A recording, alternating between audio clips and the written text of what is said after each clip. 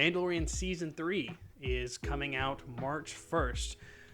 Brett and I, and Christian, who is not here today because he decided to ditch us, we are all three going to be doing a Mandalorian watch-along show. We have not named it yet, but it will be easier to roll off the tongue.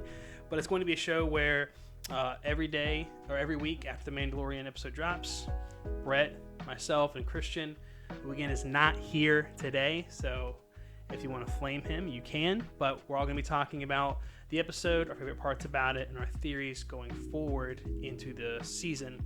We've both been very avid watchers and fans of not only The Mandalorian, but just Star Wars in general for our whole lives. But we wanted to do this show, this pre-show before The Mandalorian Season 3 comes out, so we can kind of talk about our theories and our things we're most excited for and most fearful of for Season 3. But yes. Let's just start off with, like, what are your thoughts going into Season 3? Like, how did you think Season 2 and 1, or specifically Season 2, ended off, and where you think maybe we'll go? Let's see. Kind of need a refresher on the end of Season 2 at least, but like when it was towards like mid-season, honestly, I kind of lost interest just because it became less about the Mandalorian, and if it the was, cameos, it was like, yeah, if it was more like, oh, I need to do like a side mission. Yeah. Well, that's also how Season 1 was, if you remember. It's like the whole show kind of felt like, and I love Mandalorian, but the show definitely is a rinse and repeat. Mandalorian has a problem. He goes to a destination, and then he fixes that destination's thing, and then he gets a power-up or a suit or knowledge to go to the next town or the next planet, so forth. It kind of worked in the first season just because, you were establishing like relationships, but in the second season, it was more like fan service. Like, hey, remember Ahsoka? Here she is. Remember, what's her name? Bo-Katan? Yeah. Yep, here she is. Here's Boba Fett again. Yeah. So, yeah, definitely. Also, like, they were setting up other shows. Like, hey, guys, here's Boba Fett. See him on Season 1 of the Book of Boba Fett. And here's Bo-Katan. And here's Ahsoka. Catch her next on Ahsoka. Like, it felt a little... Remember Luke Skywalker? Yep, here he is. I remember Luke Skywalker. And then we also, if you didn't watch Book of Boba Fett, you're going to need a big refresher because there was essentially 2 or 3 extra episodes of The Mandalorian kind of squeezed into Book of Boba Fett. But for those of you who don't know, if you watch Book of Boba Fett, at the end of Season 2, he gives up Grogu to Luke Skywalker. And I was kind of shocked that they were going to do that, give Grogu away. And I was like, okay, what I expected was to have maybe 1 season without Grogu to see how it would go. Yeah. And then they'd put Grogu back in if the show didn't do well. But they decided to not do that. And even what they could have done, they could have done a season and then like kind of like time skipped like by a couple of years so that he's not basically an infant. But he's already 55, though. Well, like, yeah, how fast can they age him up? He's still an infant because like Yoda was an old man and he was like 900 plus. But how long do you think they're gonna take to like age him up even a little bit? I think they're gonna keep him that age the whole show, like that size, because he's like 50 something years old. Because he ages so slowly. I would love to see a jump where he's actually like not a baby. But I don't think they're going to do that, at least in The Mandalorian, because they would have to give him his own show to do that. Yeah. Or do like a big time jump, like 100 years or something into the future, I think, to see something like that.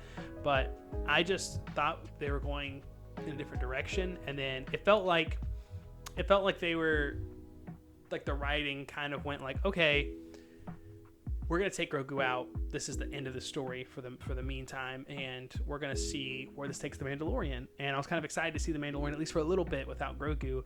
And then they went, psych, he's back before the season starts, because they did it between seasons. I was thinking, what if like they make a new trilogy and it's set like well after the events of, the Rise of Skywalker, which, never happened. We don't talk about it. And like Grogu was like the new Yoda. yeah, I could definitely see something like that. That would be really cool. Especially since like I think Grogu, like I like Grogu. I want to see him. I really want to see him grow up, but I don't think we're going to see that for a while. But they added 2 new cast members that we know of for season 3. Christopher Lloyd and Tim Meadows. Did you know about that? Oh, no, I didn't. Yep. So Christopher Lloyd, if you've ever seen Back to the Future, is Doc, and Tim Meadows from SNL. Do you think that they will play a big role in the season, and who do you think that they'd be playing? Let me see. I think that Christopher Lloyd, he doesn't seem like the kind of person who would like come on for episodes at a time. He just seems like someone you bring in that matters. Yeah, have you seen the recent, like one of the most recent episodes of the Bad Batch when they were on Count Dooku's planet? Yeah. And that one old guy that was just giving them all the exposition about what happened on that planet. Yeah. I feel like he might be that kind of role. That, or he could be, because it's all about Mandalore that we think in season 3, like the throne. He could be like an older Mandalorian. Maybe that's like a high-ranking figure. Tim Meadows, I definitely think I could see him being like that exposition guy, or just a comic relief character. Plus, we lost the character of Twitter girl that got banned, fired. Oh my gosh. You know what I'm talking about. Yeah, I know who you're talking about. The wrestler. Gina something. But yeah. Yeah, but we lost her. She's not going to be coming back. That sucks. I liked her character a whole lot. Sucks to suck, I guess. But so she's not coming back. So I wonder how they're going to fill that hole. We know that Apollo Creed's coming back for his role. We know he's coming back. We saw him in the trailer. I'm excited to see the other Mandalorians because it looks like they're bringing in a lot more Mandalorians this season, which I am very pumped up for. But what are they going to do with it? I hope they're going in like the Game of Thrones route, where they have like this like political maybe intrigue of trying to figure out who's going to take the throne. But we know who's going to probably take the throne. Oh yeah. But like, well, he'll probably take it. Then he'll say like, I don't want it. This person's fit to take it. Yeah. Like take the Darksaber. Here you go, Bo-Katan. No, I rebuke it. You don't want Bo-Katan to be. No. I'm excited to see all of the Mandalorians kind of bring more to the forefront. I'm also excited to see how his like cult of Mandalorians, like that one with that like This Is the Way, how that is going to clash with the more like not crazy Mandalorians, the ones that are like less traditional. I'm excited to see how that's going to play. Is he going to find more of them? Do you think like he'll find more of the like This Is the Way people? He just seems like a lone wolf though. Like it seems like almost everyone he comes across, he clashes ideologies or he just doesn't get along with them. That's true. I just like, but he wants to like cleanse his like almost like his sin or whatever. Oh, of removing his helmet. Yeah, so he's gonna try to go like bathe in the waters of Mandalore. So he clearly still wants to be on Team This Is the Way. But I'm just curious to see how that will work, and maybe they'll try to convert him to like, hey, don't be so crazy, and like you can take your helmet off. It's cool. It's Gucci. Do you think we'll see Ahsoka or Luke again? I think it is 100% guaranteed that one of them will show up. I'm not sure which one. I hope it's not Luke, because a lot of people no, for real, because like even though a lot of people like think that the CGI was great and Mark Hamill coming back to voice it was fine if you're watching it like casually as a Star Wars viewer, or if you see it for the first time and you didn't see what Mark Hamill looked like as a young man. If you had no idea what Mark Hamill looked like, then it's okay. Yes. But if you've ever seen Mark Hamill in any way younger than like 50, then you know that it's really weird. Yep. And also for Ahsoka, I don't know about you, but I was deeply disappointed in the fight scenes that she had. Yeah, but she only got like what, one? Yeah, but even that, if you're only gonna give her one, like make it good. Like I don't know, like you could tell me that Rosario Dawson did that fight herself, and I would believe it, because it just wasn't good. Like Ahsoka's one of the best lightsaber combatants. In the Star I Wars just think it universe. wasn't. It just it felt like they took Ahsoka from the show and we're like, okay, but now you can't do any of the cool stuff. Yeah, and I mean, I guess Like you can't be like I think they made it so it seemed more tame. Yeah, and like you could make the argument that like oh, she's been out of the fight for so long, like she went through Rebels and stuff, and she hasn't had like a good fight in a while. Maybe it just I could definitely see how it could be disappointing, but Yeah. Someone had the theory. I was just curious. I read it and I laughed. Someone said, "Do you think Grogu will wield the dark saber?" Do you think he will wield the dark saber? Didn't Brett? Yoda have like a 2-foot lightsaber?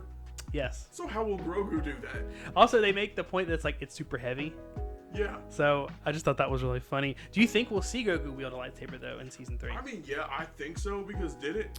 Oh yeah, because how is Luke going to present him with Yoda's lightsaber And then not that he give it to somehow him? got and then not use it? Someone I was looking online to see like how people thought that went about, and someone said, "Oh, it's obvious. Clearly, Yoda went back to Coruscant to grab his lightsaber, and then he took it with him to Dagobah, and then when he died, he like left it in his little hut, and then Luke happened to find the lightsaber and keep it on him just in case he had a little mini student." That was the same feeling I got when I watched what was it, The Force Awakens, and Maz Kanata had Luke's lightsaber. It's like, wait a minute, how did you get this? Like, how did you get this? She's like, I'll explain it later. I'm like, Never explains it. You liar. That's how the writing goes. When you can't explain something, just I'll explain later. It's a story for another time. Another time when you're better at writing, you can tell us a better story. Oh my god. Okay. Yeah, I do think we'll see. I think out of the two, I think we'd see Ahsoka first between Luke and Ahsoka because Ahsoka one is getting her own show. So they probably want to pump up that and ramp it up a little bit. Is there anything that you are afraid of for this season, or anything that you're afraid that they might do, or repeat mistakes? Like for me, I am worried that, and it doesn't look like from the trailer, but season 2 didn't look like that's this either. But I am worried that they're going to do another run in maybe the middle of the show or beginning of the show where they do like a couple episodes where it's just like, hey, we want to set up side characters in side shows. So like it really, like, I love season 1 even though it was very basic. Season 2 aggravated me because there was 3 episodes in a row where it was all side characters to set up their own stories. We had a Boba Fett episode, then we had the Ahsoka episode, then we had the Bo-Katan episode, and it felt like, oh my gosh, it felt like the Mandalorian was walking around and like shaking hands at a party, like, oh, I see you here, hey, how's it going? Tell me about your life and what's going on with you. Let me go over here, shake your hand. Feels like playing Pokemon Red for the first time, and you're walking past trainers in the field, and if you walk past them, you have to battle them. It just felt this felt very, very contrived that he's just going and meeting all these famous. Like it made the universe seem small because he kept running in. It's like when you're in a small town and you're afraid to go to Walmart or like a Harris Teeter or something because you're afraid I'm going to run into everyone I know, or at least a couple people I know. That's what it felt like in season 2. Because season 1 he didn't like see anybody of consequence in the Star Wars universe, and then season 2 comes around and he's bumping into everybody, like everybody under the sun. Like even in season 1 though, he wasn't very sociable, I would say, and like with the appearance of Grogu, he's become more like open to making connections with other people. But any other thoughts before the show comes out? Again, it's coming out on March 1st.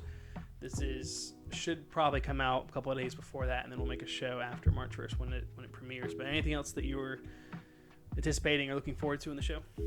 Honestly, I just hope that they don't throw in too many like cute Grogu moments.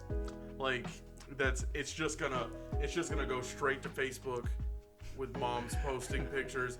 Like what was it? The first season when Grogu lifted that like rhino thing. Yeah. That was a good demonstration of what he could actually do. And the fire too. Remember the fire trooper, flame trooper. As opposed to him just like being there to be cute and sell toys. Yeah. You know? Like I know we're gonna get a couple cute scenes, but I would rather have like the Mudhorn scene.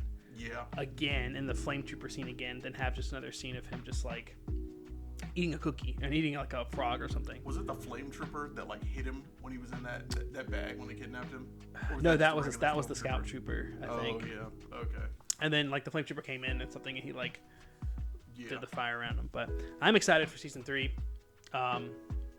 Again, the thing I'm looking forward to the most is the other Mandalorians coming in, seeing how they play with him, and how the whole political and how the throne of Mandalore itself is working. And I'm excited to see Mandalore too, and finally go. And we didn't talk about this either. There's more shots in the trailer of Order 66, and are we going to finally learn who saved Grogu? Who saved Grogu? Maybe more about Order 66, like the temple. I would rather see like a flashback to like the siege of Mandalore. But it's mainly like the siege of Mandalore, or like the bombing of Mandalore. Because there was the siege, I think, where it's like right when episode 3 happened, and then there was the bombing where they basically like purged it, the purge of Mandalore or whatever. Oh, okay. But I'd like to see either one of those, honestly. But the bombing, I think, is more just like they basically just the Empire just comes in and just lays waste. They've showed us Order 66, I believe, 5 years in a row now. Yeah, like we saw it in Obi-Wan, we saw it, now in the Mandalorian. But I if they're gonna give us more Order 66, give us a good amount of it. Don't like tease us like they have the past couple seasons. Like I want to know who saved Grogu, and like maybe other Jedi, hence other Jedi leaving. I don't know, but I'm excited. Hopefully you're excited for Mandalorian season 3. It's coming up soon. This video again will post a couple of days before. Let us know what you are most looking forward to in Mandalorian season 3. Also, before we go, we're repping the merch. The link should be in the description of this video. If you want to go there and help support the channel, please be our guest and do that. But thank you guys for watching, and we will see you after the premiere of The Mandalorian season 3.